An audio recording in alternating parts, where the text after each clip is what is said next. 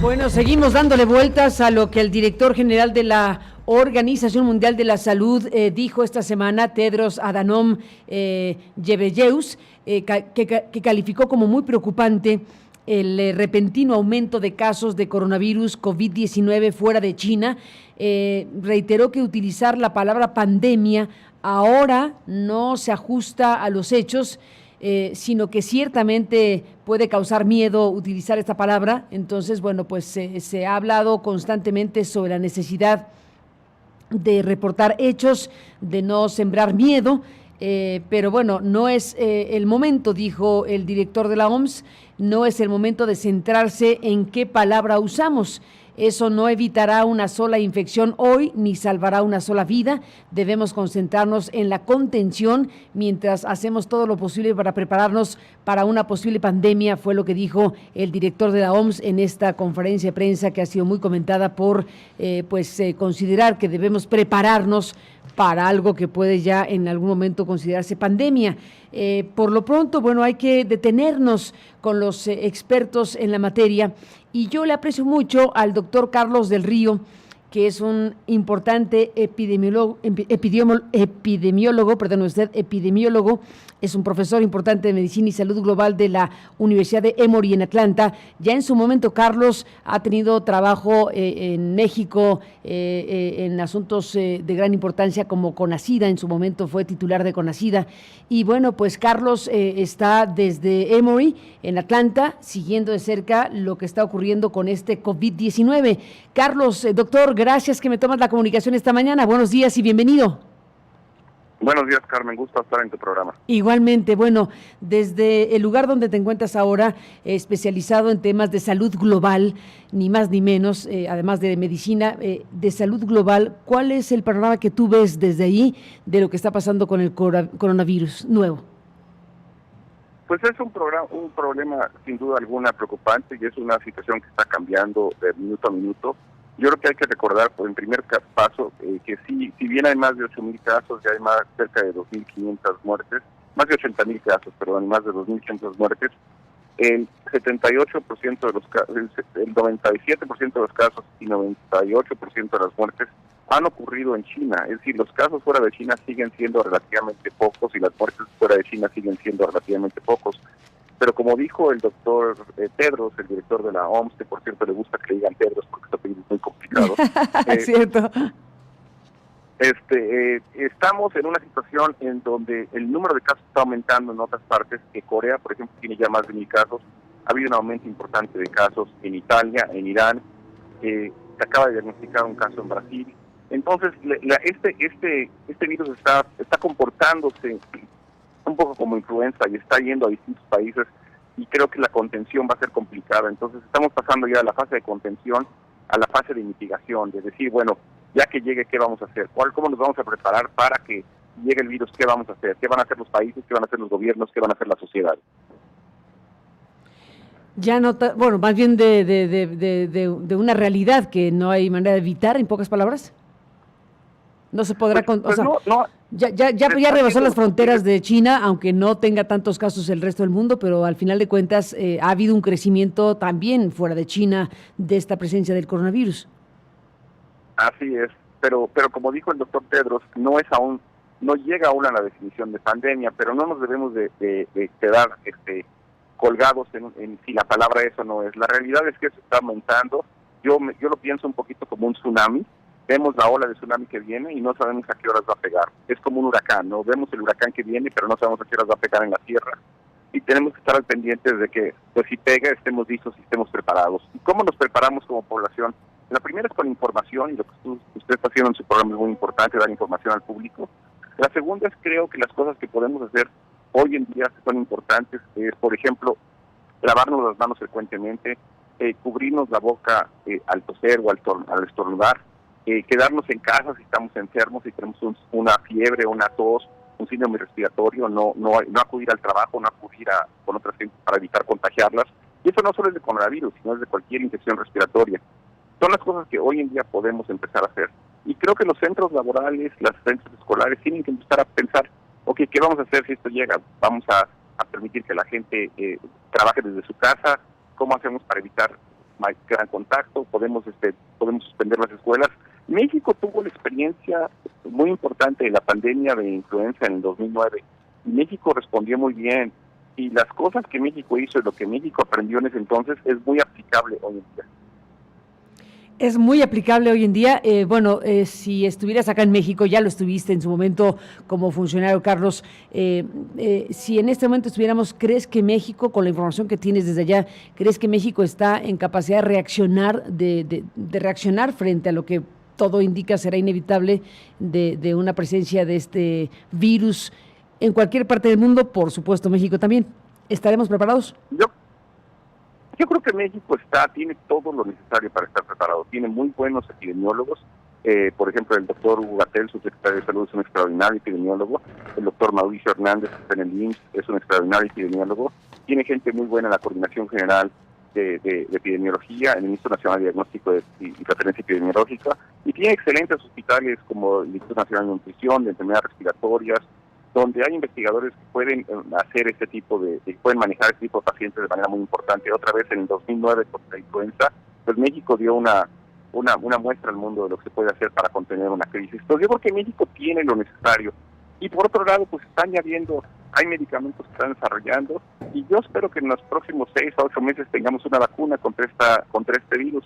Entonces yo creo que si bien tenemos que estar preocupados, no tenemos que ser alarmistas. Preocupados pero no alarmistas. En términos de la letalidad o los indicadores que ya se tienen sobre este virus, ¿qué me puedes decir, Carlos del Río? Mira, la mortalidad de este virus depende de la edad. En gente mayor de 70 años la mortalidad es como el 5 a 6%, quizás hasta el 8%. En menores de 70 años es relativamente baja, es alrededor de 1% o menos. Pero claro, 1% de mortalidad, si ocurre 1 millón de infectados o 100 millones de infectados, sigue siendo mucha gente que puede fallecer. Sí. Entonces hay que tener mucho cuidado de no decir, bueno, la mortalidad es baja, porque todo va a depender de cuántos infectados haya. Estoy viendo, sí, todo depende de cuántos infectados haya.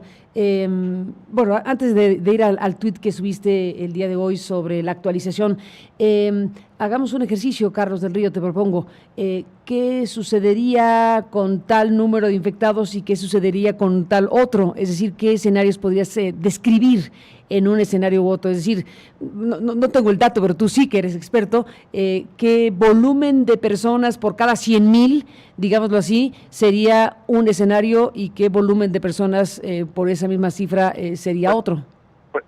Pues mira, vamos a ponerlo así de sencillo. Yo creo que si México hubiera hoy en día 10 a 100 casos, es decir, el número de casos que hay en Italia, el número de casos que hay en Japón, lo podríamos controlar.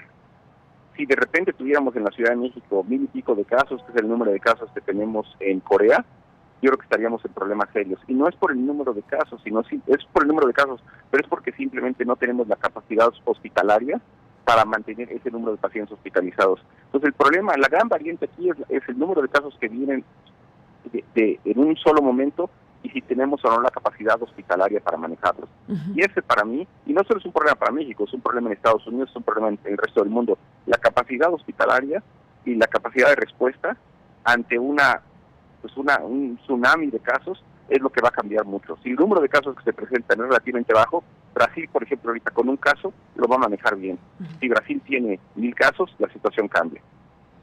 Si México tiene 1,000 casos... Pues creo que si México tiene 1,000 casos, depende de dónde ocurren. Si ocurren en una sola ciudad, si ocurren a lo largo del país.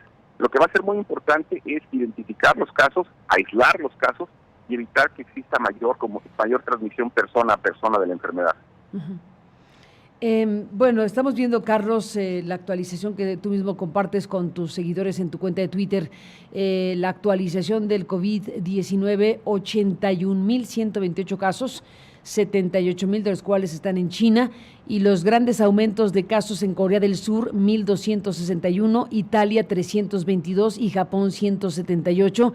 Informas también que Estados Unidos con 57 casos, está también el mercado de valores con tendencia negativa, habiendo perdido 8%, ha habido golpes importantes en los mercados, no es para menos, es parte de lo que está reportándose esta semana, Carlos. Sí, las consecuencias económicas pueden ser muy importantes. Yo creo que el principal riesgo que yo veo de esta epidemia es el impacto en la economía mundial.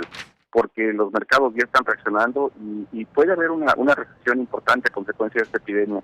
No se nos olvide que con la pandemia de influenza en el 2009, hubo una caída de aproximadamente 1.5 a 2% de la economía mundial. Entonces yo creo que la repercusión económica puede ser importante y es algo en que yo creo que sí, mi principal preocupación es la económica en este momento, se lo digo con toda franqueza, fuera de China, sí. Y en China mismo, porque pues en China, por ejemplo, en China y en Corea toda la industria se ha parado y pues muchos de los productos que consumimos son producidos en esos países, ¿no?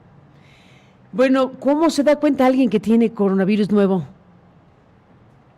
Pues hoy en día es muy difícil de darse cuenta porque realmente los síntomas son muy parecidos a cualquier infección respiratoria, fiebre, tos, malestar general, pero hoy en día continúa siendo el haber tenido contacto con alguien que tuvo coronavirus o haber viajado a China el principal factor de riesgo. Pero por otro lado, si hágase de cuenta, yo estuve en Italia ayer y regreso a México mañana y me empiezo a sentir mal en 5 días y empiezo a tener una gripe, pues yo no sé si es coronavirus o es una gripe normal o es influenza. Hoy en día hay mucha influenza y lo más probable es que siga siendo influenza, pero la posibilidad de que sea coronavirus existe. Entonces, eso es lo que está cambiando, es que no hay ningún síntoma característico, son síntomas muy similares a otras infecciones respiratorias. Y como dices, medicina no hay todavía y vacuna tampoco. No, aún no, pero yo espero que tengamos un antiviral disponible. Yo calcularía que en los próximos 3 a 6 meses y una vacuna en los próximos 6 a 8 meses. Ponerse la vacuna de influenza pensando que eso te cubre de este nuevo coronavirus, ¿qué te parece? No te cubre, pero sí, no te cubre de este coronavirus, pero sí te cubre de la influenza. Yo recomendaría que todos las personas que lo escuchan, si no se han puesto la vacuna de influenza, aún es tiempo de hacerlo.